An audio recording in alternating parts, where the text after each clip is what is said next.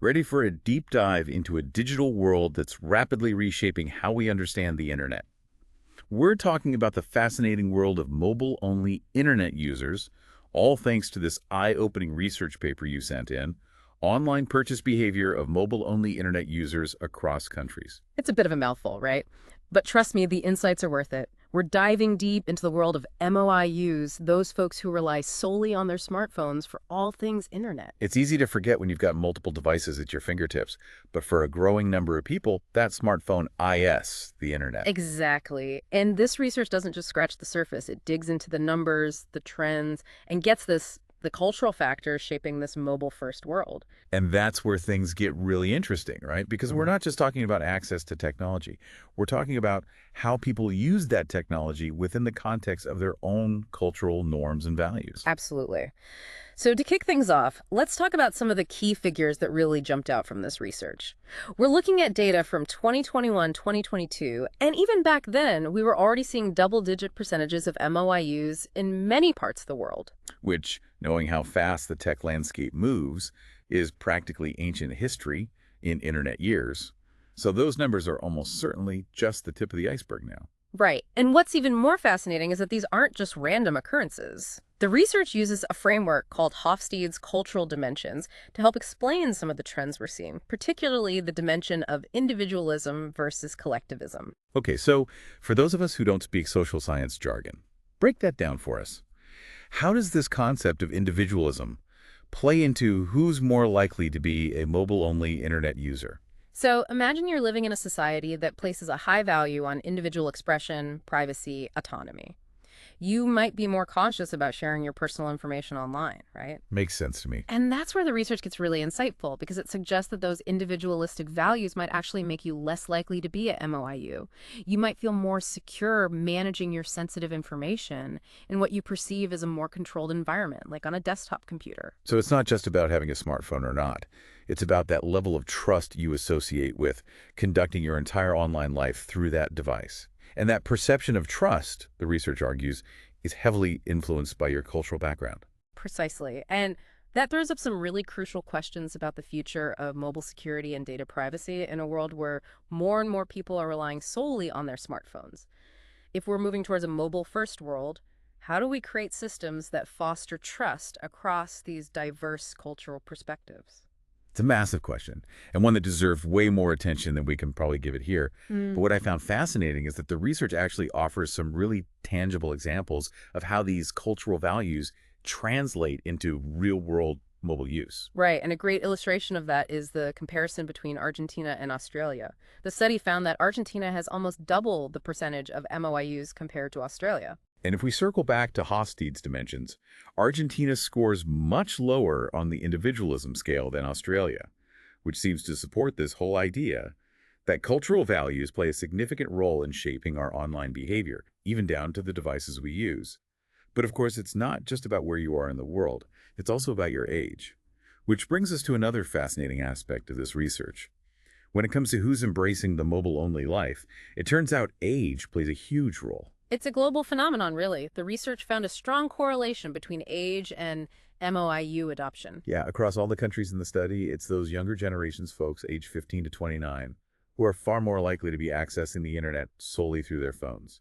Which makes a lot of sense when you think about it. This is the generation that's grown up with smartphones, mobile transactions, navigating the digital world.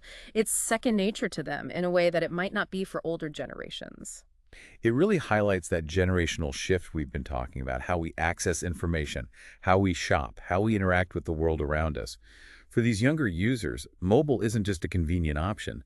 It's their primary gateway, their go-to for the entire online experience. And for businesses that want to connect with this generation, that's a clear signal. They need to be thinking mobile first, if not mobile only, in everything they do. It's not just about having a mobile-friendly website anymore, is it? Not even close. It's about understanding how this generation interacts with their devices and designing experiences tailored specifically for that behavior, for that mindset. That's where we start to see the real-world implications of this research. Totally.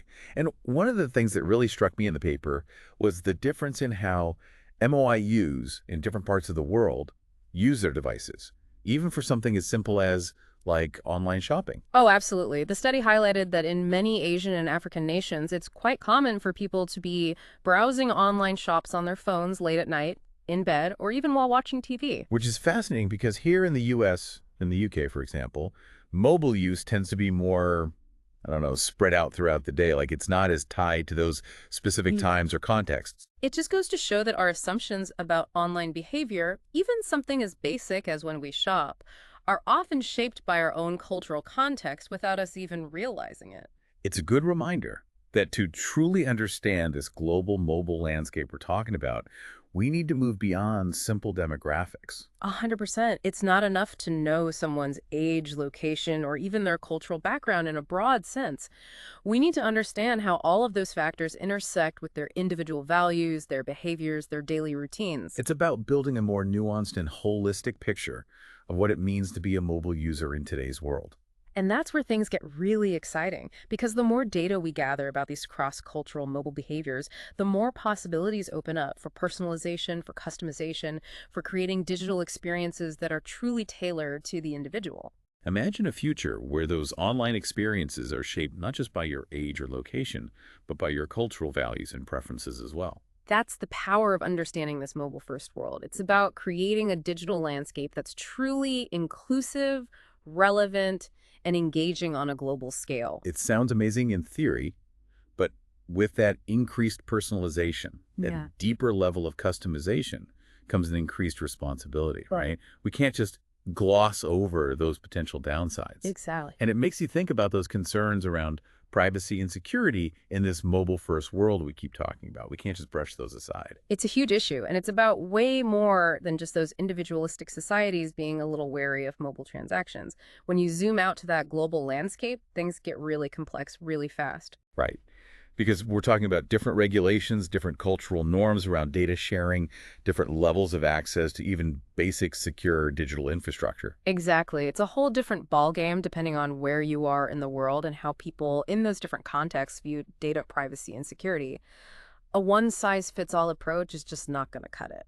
This research paper definitely doesn't have all the answers, but it does a great job of highlighting just how crucial it is to keep those cultural nuances front and center as we move forward. 100%. If we expect people to trust mobile platforms with even more important aspects of their lives, their healthcare data, their education, their finances, even like their democratic participation, those platforms have got to be designed with that cultural sensitivity baked in from the start. It's about understanding that secure might mean something totally different depending on your cultural context. Right. What feels safe and secure to one person could feel incredibly risky to someone else. And that's where that deeper understanding of the mobile user, the one we've been unpacking this whole episode, becomes so valuable. It's about building systems that don't just protect data, they build trust. So as we wrap things up here, I think it's safe to say we've journeyed pretty deep into the world of MOIUs today, right? Uncovering some of those hidden connections between technology, culture, and just basic human behavior. Absolutely. We've seen how cultural values can impact everything from how many people are using smartphones to access the internet, to how they perceive the security of those devices, to the very ways they interact with them on a daily basis. We've explored that generational shift towards mobile-first behavior and talked about some of the exciting opportunities, but also some of those crucial considerations that come with it. And I think ultimately, if there's one big takeaway from today, it's that to truly understand the impact of technology, we've got to understand the people using it in all their diversity and complexity. We hope this deep dive has given you some new perspectives to consider, maybe even sparked some new questions of your own about the ever-evolving world of mobile technology. After all, the best conversations are the ones that keep going even after the episode ends. So keep exploring, keep questioning, and we'll catch you next time for another deep dive.